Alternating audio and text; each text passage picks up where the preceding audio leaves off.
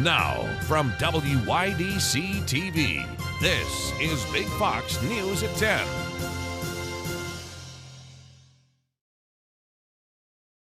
Good evening, I'm Anna Manuel. Elmira College has launched a new program, a cannabis industry certification program. Our Maggie Hall spoke to the college's provost about what will be offered in this program and how people can take part. Elmira College is kickstarting a new certification program. This program focuses on cannabis, the growing, selling, and production of it. The cannabis program, it's a certificate program. It's a non-credit program. There are 3 courses. People can take 1, 2, or 3. They're 9 weeks each, 3 units. The program fills a need in the industry. They really fulfill, I think, a need in the area. What has happened, especially with New York's change in the laws regarding cannabis, the industry has really grown here, but we don't have people who really understand the industry. There are 3 certificates that enrollees can complete, and you don't have to be a student at the college to take them. So the first one, extraction and production, really goes into, I think how the cannabis is used and made in various forms, getting something ready for the market. Okay.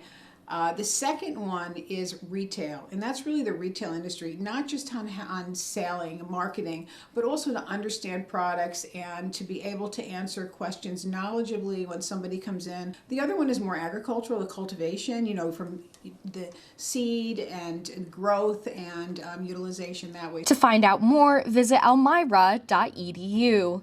Maggie Hall, Big Fox News, Elmira. Elmira College will have their spring open house this upcoming weekend. Soon-to-be students and their families are invited to tour the campus and meet current students and administration of the college. The open house will begin at 9:30 in the morning and go until 1 in the afternoon. Interested students and families can register at elmira.edu. A group of Elmirans are coming together to try to work with the city to make improvements to the skate park at Eldridge Park. Big Fox's Josh Feldberg spoke with skaters today to get their thoughts on the condition of the skate park. Former Chemung County legislator Andrew Patros and members of the Elmira skating community came together for a summit meeting to discuss how they can make improvements to Elmira's most popular skate park. Patros told Big Fox that the meeting was put together to start building a collaborative community effort with the city of Elmira. Patros said that he is positive that the group will achieve great outcomes. Big Fox spoke to Eldridge Park skaters today to get a better understanding of the problems the park is facing. Well, it's really gone downhill a bit, just over the years of ground shifting, we've kind of experienced kind of a sink in the center of the park here. We have pretty large cracks that, tend to make people wipe out. It's really hard to catch your footing after hitting them. The uneven terrain and cracks in the park surface can make a dangerous environment for the skaters and lead to more injuries. Honestly, overall, the park, if it could be re-leveled somehow, that would be number one. That would be the best first step to the whole thing. While there aren't any official plans with the city yet to make these improvements, the skaters at Eldridge Park hope that they will come soon. This is home, this is home. It's a really good escape. And we want to keep it that way because it keeps us off the streets. It keeps us out of downtown to catching fines. Angry people that want to take our boards and stuff, we can avoid all that and just come here and enjoy it. Josh Feldberg, Big Fox News, Elmira. Elmira's largest happy hour is back. Alive After 5 is back this Friday with live music and drinks. Community members can come to Water Street in front of Chemung Canal Trust Company to kick back and relax. Turtle Leaf Cafe and Heidi Ho's food truck will be there, along with bands Sunshine and Whiskey and Major Big Time. For more information, check out Elmira Downtown Development, Inc. on Facebook. Bookfest will be hosted in Wisner Park this Saturday. The free family event will feature live music, food, character readers, along with many activities. All book-centered activities will begin at 10 a.m. and will go until 2. A new community entertainment event is underway in Corning and will continue throughout the summer. Market Street Social Live is a new outdoor dining and entertainment experience at the Corning Hilton Hotel. Musicians will play in the new patio space every Thursday, Friday, and Saturday from 6 to 9 p.m. Guests can also enjoy new menu items from the new kitchen staff as the hotel continues through its transition period. President Biden is meeting with allies in Asia, with the G7 summit set to take place in Japan on Friday. But his trip comes as Republicans and Democrats are trying to hammer out an agreement on the debt limit. Madeline Rivera has the latest from Washington. Thank you again for having me here today, and we look forward to the next several days. The debt ceiling drama following President Biden all the way to the G7 summit in Japan, where he dodged questions as he met with Japan's prime minister. Back at home, his handpicked negotiators are trying to hammer out a deal with Congress. Biden has demonstrated his priorities by flying abroad rather than addressing American issues. The crisis has forced the president to cut his itinerary short, canceling a summit with India, Japan, and Australia in Sydney next week and returning to Washington on Sunday. President Biden's stop to the region was seen as an effort to reaffirm ties with allies and counter China's influence in the Indo-Pacific. His absence raising some concern. It's a huge diplomatic error on the part of the president. But a default could plunge the U.S. into a recession and wipe out millions of jobs. Still, the slimmed down number of negotiators is seen as a small sign of progress. They've appointed two of their administrative people to work with our staff to work to try to find and solve this problem. Several Democrats, including Senator Bernie Sanders, are warning against cutting a deal with House Speaker Kevin McCarthy and are urging the president to raise the debt limit unilaterally by invoking the 14th Amendment. However, not everybody is on board, saying the task falls on Congress. I think that we need to raise the debt ceiling. It's one of the requirements of our job. Democrats are trying to go around Speaker McCarthy and force their own debt ceiling bill to the floor, but that procedure is rarely used and considered a long shot. In Washington, Madeline Rivera, Fox News.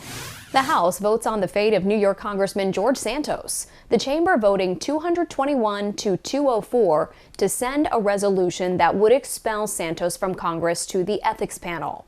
The voting falling largely along party lines. The expulsion resolution, which was introduced in February, comes almost 1 week after the Republican was indicted on federal charges, including wire fraud and money laundering. I have not done my job since I've gotten here. I can chew and walk gum at the same time. I can chew gum and walk at the same time, and I'll continue to do that. Santos has pleaded not guilty to all charges against him and says he has no plans to resign. Still ahead, we have your complete forecast. Plus, researchers are trying to understand how to get more women interested in STEM. I'm Marianne Rafferty with a look at the lack of diversity in the fields of science, technology, engineering, and math. Coming up.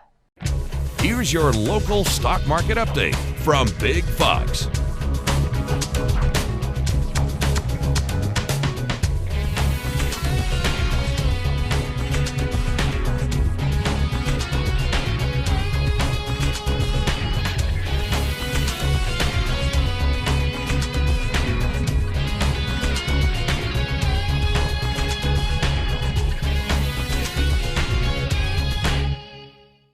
Now, your Twin Tiers forecast from Big Fox. Good evening. It was definitely a chilly start to today. Several locations breaking record lows, and one of those locations being Binghamton, dropping down to about 28 degrees, making for a new record for this year.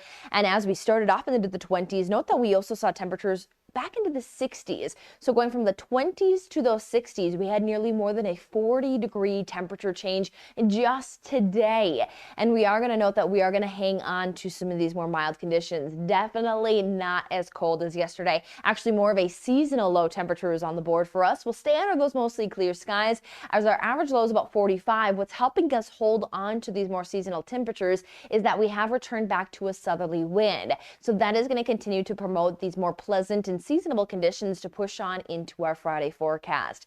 Now, it will be a little breezy, and we'll detail that here in a moment, but note that it's a little breezy as we are timing out the arrival of our next system that is going to disrupt this pleasant weather and bring us a bit of a showery Saturday. Might be a good day for maybe some indoor spring cleaning, as we'll keep some showers around through the daytime, watch a system pass on through that could maybe bring a few rumbles of thunder. It will also give us a little roller coaster of temperatures, not as cold as we were just dealing with, but little little ups and downs that we'll see through the weekend before the end of May is looking to be a dry and warm one, at least as of now through that 7-day. Now, as we are rolling into our Friday, note that we are dealing with that southerly wind back in place as we head into the afternoon. A little bump up in those wind gusts up to about 25, 35 mile per hour wind gusts possible. So a little breezy at times, but that's what's going to promote those temperatures to be able to climb into those 70s. So pretty much checking off a pretty seasonal day, starting into those 40s, heading into those lower 70s. Lots of sunshine around all day. Might see some of that increased cloud cover just around about sunset, as that's what's going to lead us into those showers for Saturday. So across much of the area, though, for Friday, everybody's looking pretty seasonal. Much of the area heading 70s, maybe a few upper 60s, but either way, this is still a gorgeous day to get out and enjoy. Now, as we head into that Saturday forecast, we are going to keep an eye on some of those showers, maybe a few rumbles of thunder. Not expecting anything severe due to overcast skies and that showery weather that will hold temperatures upper 60s, lower 70s. So a little cooler, but again, not cold. This is definitely something we can manage for a May rainy day. Now, as we roll through the system, note that it is a frontal system that is pushing on through, so that is expected to bring us some cooling as we head into Sunday and potentially linger maybe a few showers through Sunday morning, where accumulations expected anywhere from about 1/4 of an inch upwards of 1/2 an inch possible. So we will be pulling back into those 60s from Sunday into that Monday forecast. We do return, though, back to some sunny skies. One thing we will have to note following the system is watching that some of that wildfire smoke from Western Canada could be working its way back through our atmosphere. So we'll keep an eye on that risk, but also watch that a warming trend should take hold.